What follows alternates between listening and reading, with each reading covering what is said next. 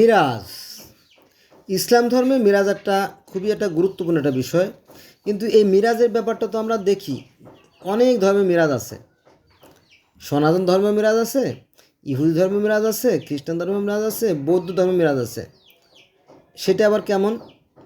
দেখেন যে সনাতন ধর্মে আগেকার দিনে যারা ধর্মগুরু পুরোহিতরা প্রায় স্বর্গে যেতেন ঈশ্বরের সাথে দেখা করার জন্য। আবার ইহুদি ধর্মে যদি আমরা দেখি তাহলে দেখা যাচ্ছে যে তুর পাহাড়ে বা তোয়া পর্বত বা সিনাই পর্বতে সেই ঈশ্বরের সাথে মোজেসের দেখা হয়েছিল, জানেন তো। তারপরে খ্রিস্টান ধর্মে যে নবী মুসা ঈসা নবী বা যিশু নবী, তিনি যখন জর্দান নদীতে গোসল করতে যান তখন ঈশ্বর যিনি সৃষ্টিকর্তা তিনি কবুতরের রূপ ধরে এসে তার সাথে দেখা করেন, সাক্ষাৎ করেন, কথা বলেন এবং বাইবেল প্রদান করেন। সেই কাহিনী আছে। আর আমাদের ইসলাম ধর্মে আছে নবী মুহাম্মদ সাল্লাল্লাহু আলাইহি ওয়াসাল্লাম মিরাজে গেছিলেন, সেখানে যায় তিনি নামাজ নিয়ে আসেন, ৫ ওয়াক্ত নামাজ, এরকম কাহিনী আছে। আবার গ্রিক ধর্মে, রোমান ধর্মে সেখানেও কিন্তু সেই কাওয়াসের সাথে তার ছেলে দ্বারা তাদের দ্বন্দ্ব হয়, যুদ্ধ হয়, ইত্যাদিতে কাহিনী আছে। আবার বুদ্ধ ধর্মেও কিন্তু এই মিরাজের কাহিনী আছে। কারণ বুদ্ধ ধর্মে গৌতম বুদ্ধ তার মাতা মহামায়া দেবীকে দেখার জন্য স্বর্গে গিয়েছিলেন, এই কাহিনী আছে। তো এই মিরাজের কাহিনী কিন্তু পৃথিবীর অসংখ্য ধর্মে আছে। এখন কোরআনে কোন ধর্মের কথা বলা হয়েছে, কার কথা বলা হয়েছে, সেটা কিন্তু উল্লেখ নাই। কিন্তু এইটা নিয়ে আবার ধর্মগুরুরা কত রকমের কিস্সা বানাইছে, আল্লাহ ছাড়া আর কেউ ভালো বলতে পারবে না। দেখেন কি বলছে কোরআনে, আর আমাদের ভাইরা অর্থাৎ আলেম ভাইরা কি বলে দেখেন। আমার এই ভিডিওগুলো ওনারা দেখলেও উত্তর দিতে চান না বা কোনো কমেন্ট করেন না, কেন আমি জানি না আর কি। কোরআনে কি আছে দেখেন। কোরআনে এই মিরাজ সম্পর্কে বলা হয়েছে যে পবিত্র ও মহিমময় তিনি, অর্থাৎ সৃষ্টিকর্তা, যিনি তার দাসকে, এখানে দাস বলা হয়েছে, তার দাসকে বলতে কাকে বোঝানো হয়েছে এটা তো বলা কঠিন। দাস কি নবী মুহাম্মদ সাল্লাল্লাহু আলাইহি ওয়াসাল্লামকে বলানো হয়েছে, নাকি সেই জিউসকে বোঝানো হয়েছে, নাকি সেই গৌতম বুদ্ধকে বোঝানো হয়েছে, নাকি সেই যিশুকে বোঝানো হয়েছে বা ঈসাকে বোঝানো হয়েছে, নাকি সেই মোসাকে বোঝানো হয়েছে, এটা কিন্তু স্পষ্ট না। ভালো করে খেয়াল রাখবেন বিষয়টা। কিন্তু এই হুজুকে বাঙালিতে অধিকাংশই মানুষ এই বিষয়টা জানে না। আল্লাহ বলতেছে যে পবিত্র ও মহিমময় তিনি, যিনি তার দাসকে তার নির্দেশন দেখানোর জন্য রজনী যুগে ভ্রমণ করিয়েছিলেন মসজিদুল হারাম অর্থাৎ কাবা হতে মসজিদুল আকসা, যা পরিবেশ ছিল তিনি করেছিলেন বরকতময়, নিশ্চয়ই তিনি সর্বশ্রোতা সর্বদ্রষ্টা। সূরা বনী ইসরাইল আয়াত নাম্বার 1, সূরা বনী ইসরাইল 1 নম্বর আয়াত এটা আছে। আবার এদিকে সূরা আনামের 103 নম্বর আয়াতে বলা হয়েছে যে সৃষ্টিকর্তাকে চর্মচক্ষু দ্বারা দেখা সম্ভব না। আবার সূরার 51 নম্বর আয়াতে বলা হয়েছে মানুষের এমন কোনো সাধ্য নাই যে সৃষ্টিকর্তাকে দেখে। এদিকে নবী মুহাম্মদ সাল্লাল্লাহু আলাইহি ওয়াসাল্লাম তো মাটির তৈরি, তার পক্ষে তো দেখা সম্ভব হয় নাই। তার প্রমাণ আসেন কোরআন থেকে দিচ্ছি। এখানে বলা হয়েছে যে আমি তো কেবল একজন মানুষ। নবী মুহাম্মদ সাল্লাল্লাহু আলাইহি ওয়াসাল্লাম বলতেছে যে আমি তো কেবল একজন মানুষ, একজন রাসূল। এটাও আছে সূরা ওই মিরাজের যে কাহিনী, যে সূরা আছে বনী ইসরাইলের, এটাও সেই বনী ইসরাইলের 93 নম্বর আয়াতে বলা হয়েছে। 93 মানে 93, যে আমি তো একজন মানুষ, একজন রাসূল। তাহলে তিনি যদি রাসূল হন তাহলে তিনি আল্লাহকে দেখতে পারেন নাই, কারণ মানুষের পক্ষে আল্লাহকে দেখা সম্ভব না। এই নিয়ে অনেক কিস্সাগুলো কি জানেন, যে আল্লাহর কাছে গেল, তারপরে ওই যে নবীদের সাথে আলাদা নামাজ পড়লো, ফেরেশতাদের সাথে নামাজ পড়লো, তারপরে 3 গ্লাস শরবত দিল, সেই শরবত খাইলো, এরকম কিস্সা বানাইছে আল্লাহ। এগুলো তো ধোঁকাবাজি, কিন্তু আমি বলতে গেলে তো আমার কল্লা থাকবে না, বুঝছেন না, এইটা আর কি। যাক, তারপর একটা শান্তি, এই যে স্বর্গের যে হুর গেলেমানের কথা বললে না, একেবারে ভিতরটা আনচান করে, ভিতরটা চনমনে হয়ে যায়। আহা আহা, কি শান্তি, তাই না?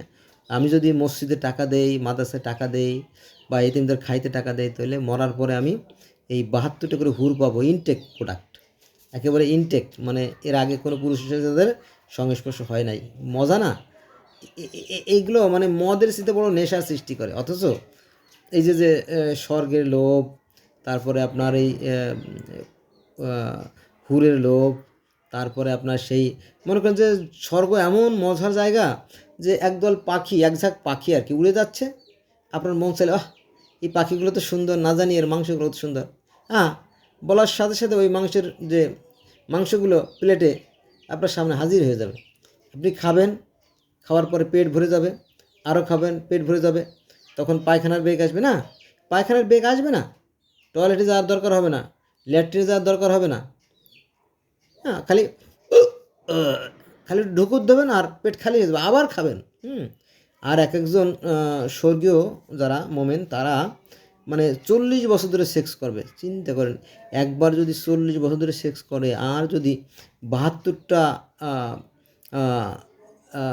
হুরের সাথে যদি এই সেক্স করে, তাহলে তার এই সেক্স করতে করতে আর গোসল করতে করতে তার দিন রাত 24 ঘন্টা পার হয়ে যাবে। তখন আর ব্রেনে কোনো কাজ করে না। হায় হায়, রাগ দি তোর দুনিয়া, আগে জান্নাতে যায় নই। এটা মদের চেয়েতে বড় ধরনের নেশা সৃষ্টি করবে, কিন্তু পৃথিবীটা কিন্তু অনেক সুন্দর যদি আপনারা জানতেন। একটা উদাহরণ দেয়, সেটা হচ্ছে যে example is better than percept. উদাহরণ হচ্ছে কি, যে দেখেন একটা মায়ের গর্ভে 5 লক্ষের মতো ডিম্ব থাকে, তো এই 5 লক্ষ ডিম্ব থেকে 2-4 জন আমার মতো মানুষ পৃথিবীতে আসতে পারাটা বড়ই সৌভাগ্যের বিষয়। এই জিনিসটা আমরা চিন্তা করি না, কিন্তু আমরা আরও চাই, যত পাই তত চাই, বাসনার শেষ নাই, এভাবেই দিনে দিনে গড়ে মনে বাদশাই। প্রধানমন্ত্রী শেখ হাসিনাকে জানতো যে আমার এমন পরিণত হবে? কখনোই কল্পনা করতে পারে নাই, অথচ তা ঘটে গেছে। বোঝা গেছে?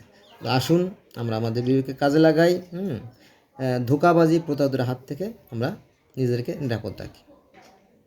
এই আলেমরা আল্লাহর দোহাই দিয়ে অনেক সর্বনাশ করে সমাজের। এখানেও কিছু এক্সাম্পল দিতে হবে, নইলে আপনারা আবার মাইন্ড করবেন যে শালা কয় কি, ধর্মবিদ্বেষী। না, তা না ভাই, আমি ধর্মবিদ্বেষী নই।